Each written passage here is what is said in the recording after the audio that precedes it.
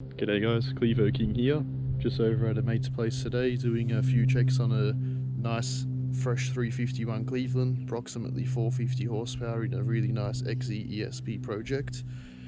We're going to be breaking the cam in an upcoming video, and here today I'm just checking over a few things. I'm going to show how to set up the transfer slots on a brand new Holley Carby out of the box, and just checking that it's got spark and what sort of timing that the engine shop put into the distributor, so when I come back that I know that spark and fuel not going to be a worry for me and I can tune from the outside of the motor. Cheers guys, I hope you enjoy this video. Thanks for watching. This is the project here, XE ESP, very clean, fresh Cleveland, hasn't been started, plenty of good gear on it. So what I want to tell you guys today is when you're playing with MSD ignition on a Cleveland, you've got to be very careful. You can't check spark the way that you normally would.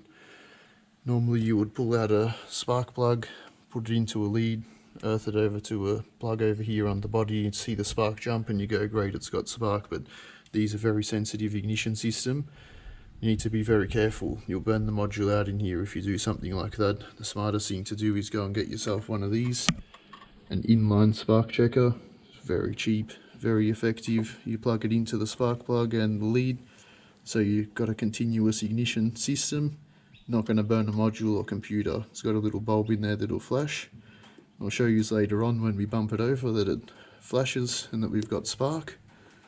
Then I'll unplug that, I'll rip a plug out, I'll wind the motor over by hand and get it up to top dead on compression stroke. And we'll undo the distributor cap and check where it is in relation to the timing pointer and the harmonic balancer. Just a few little things I'm going to do today that'll make it a lot easier when I do come back. Then we'll come back, undo the carby and just check the transfer slots. By eye looking at that spring, it looks like it's been a little bit wound down to me. For some reason, Holley, when they're putting them together in the factory, they don't really pay attention to that. It's in all of the videos as the first thing to check, but no one really checks them out of the box, and you can end up having a bit of trouble later on if you're not sure where that's at. Alright guys, I hope you enjoy this. I'll get into it, get my hands dirty. Don't think I will actually, this thing's so clean. Have a bit of a look guys.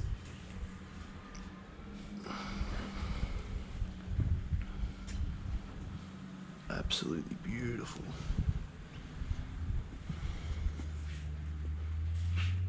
Look at the seats in this thing. Immaculate seats. Gauge cluster. Wow. Snowflakes.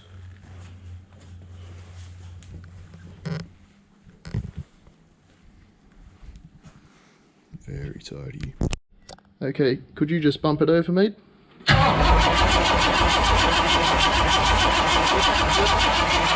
Thanks, mate. Yep, good, we've got spark, that's great. So we just check that the wiring is right. This is 3-wire, it's pretty simple. You're going to have a tacho feed, which will be grey.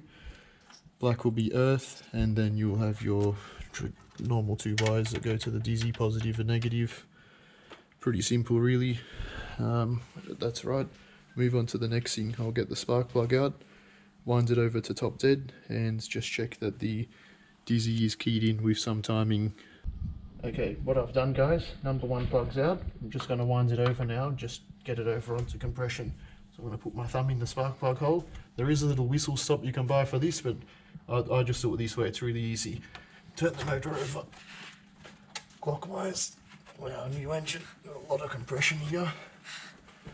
Now that noise you just heard sounds like exhaust stroke going past. Be a little bit of a fight, so it'll look a little bit awkward, but you kind of need a breaker bar. You can't really use a ratchet on this, doesn't really work. Okay.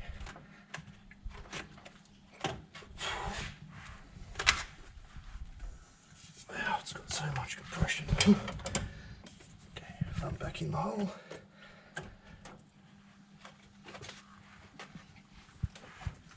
Okay, now that there sounds like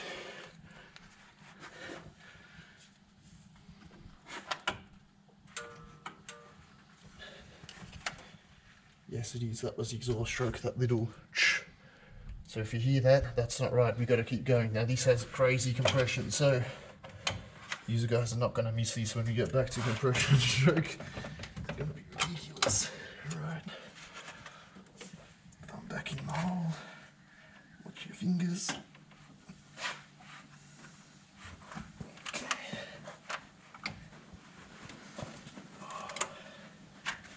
Set this up.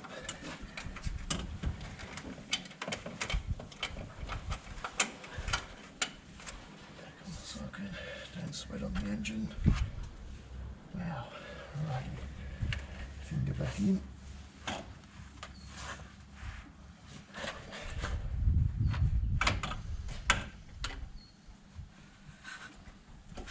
Okay, there we go guys, that's what you want to hear. Reset this up.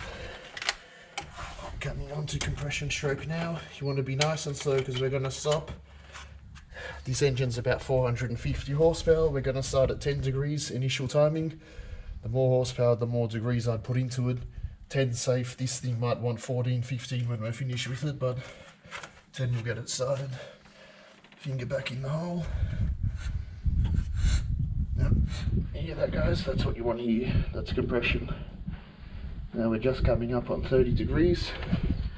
I want to go to 10, 10 before. There we go, perfect. 10 degrees, compression stroke. We'll check where the dizzy button is. Alrighty, so what I've done now, we've removed the spark plug from number 1. Cleveland's are a little bit different to Chevys and other engines. Number 1's over here, number 1 to 4, number 5 to 8. So number 1's out. Now I had my finger in the spark plug hole. It's just impossible to show you guys doing it by hand, but you've got to wind the motor over clockwise with a breaker bar. Finger in the hole. You will hear when it's at compression, it'll start to blow your finger out of the hole. There will be 2 strokes. If it's blowing weak, you won't be on compression, you'll be on exhaust stroke. Now this is going to be hard to see, but if you look down here, I've stopped where I want my timing to be, 10 degrees before, and it looks like the engine shop's actually timed the harmonic balancer and done the right thing at 10 and 30, which is where they're going to want their timing. They're going to want 10 initial, 30 all in total. So I'm just checking now before we start this that we have 10 degrees of timing in the motor. Okay, so what we've established here is that we've got 10 degrees of initial timing in before top dead center on compression stroke. So now we're going to pop the cap and check that the distributor button and the rotor cap are lined up on number 1 with 10 degrees. So we'll pop this off. We'll sit it here. Now my little trick is in the left hand. Get the screwdriver and hold it, pointing in the direction of that rotor button tip, put out of the way, and then sit the cap back on, and you'll be able to see that it's perfectly lined up. Now Cleveland's, to advance you turn the distributor clockwise and to retard counterclockwise. The way that the distributor rotor button turns is counterclockwise, so the fact that this is just about to hit the terminal, I know that's spot on. Exactly where we want it to be, so that's great. We'll move on. We've checked this. You guys have probably heard the term 180 out mentioned a few times. What 180 out means is people got a bit excited when they wound the engine over here, heard a bit of noise, but it wasn't the proper stroke.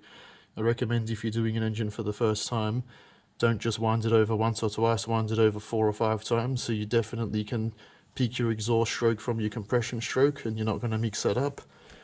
This engine's very stubborn, probably was struggling in that last video back there to show you what to do.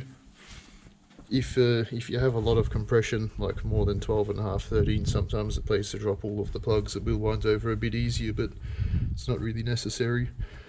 Alrighty, so I'm happy with that. We'll button all of this back up now, and I know that we've got spark when it's connected, and I know we've got our initial timing where we want it to be. Total timing we'll check later once we've broken the cam in with springs and bushings. But for now, ignition system's where I want it. I'm happy and I'm ready to move on. I'll just show you quickly what that inline spark checker looked like, because you probably didn't really get a good look at it before.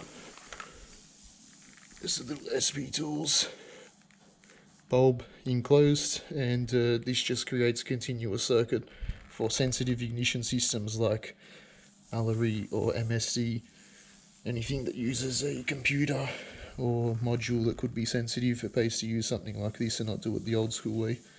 Right, cool. Move on to the next thing, get the carby off. Okay guys, what we're going to do here, we've just undone the throttle cable bracket and fuel line, and we undid the kickdown linkage, so the carby's ready to come off. And we'll just have a quick look at these transfer slots. Got to be very careful with carbies, don't bang them around, they're very soft. Ooh, we got a brake vacuum line there we didn't take off. This one always gets me, eh? You will notice, actually, the more I work on cars, I always forget about that one.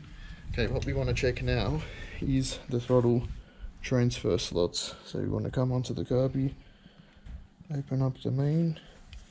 Okay, so this one was actually completely wrong, had nothing exposed at all, so we want to jack it open just a little bit. You want to set up the throttle transfer slot so that it's exactly a little window about 40 thou by, oh hang on, the choke has to be completely disengaged. On a vacuum secondary carby, if the choke is on, it will manually override the throttle shaft and kick it open, so you won't be able to check the transfer slots. On a double pumper, you're not going to have that issue. All we needed to do, and I should have shown it just before, make sure that the choke is completely off and open. Okay, now we'll check the transfer slot.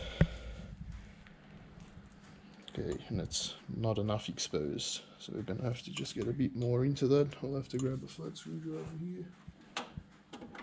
Okay, so what we have here is a 770 Street Avenger Holly. It's a little bit different to a double pumper or an old vacuum secondary in the fact that the transfer slots aren't exactly exposed unless the choke is lightly engaged. So what I've just done a little bit of research then on this one, and they reckon set these up on the main throttle blade curb idle screw on the side here so that it's just exposing the bottom of the window of the transfer slot. So when we put this on and start to set a curb idle speed screw, we're going to be right on spec where we want a little square window, and with our choke completely disengaged, we're there, and with it on, we're there where it needs to be, which is like a double slot. This is basically ready to go now. We've just checked the calibration. If you don't get your transfer slots set up properly, you're going to have the wrong transition going from the idle circuit to the secondary circuit, and the carby just won't really be happy. You'll have a few issues tuning it later on. This is beautiful. Bolt the thing back on. Thanks for watching the video, guys. I hope everyone learnt a bit from this, and please leave any comments or any feedback that you guys have, or anything you want to hear, or any ideas for some videos for me to make in the future, guys. I'd love some suggestions. Thanks for watching. Please like and subscribe. Cheers, guys.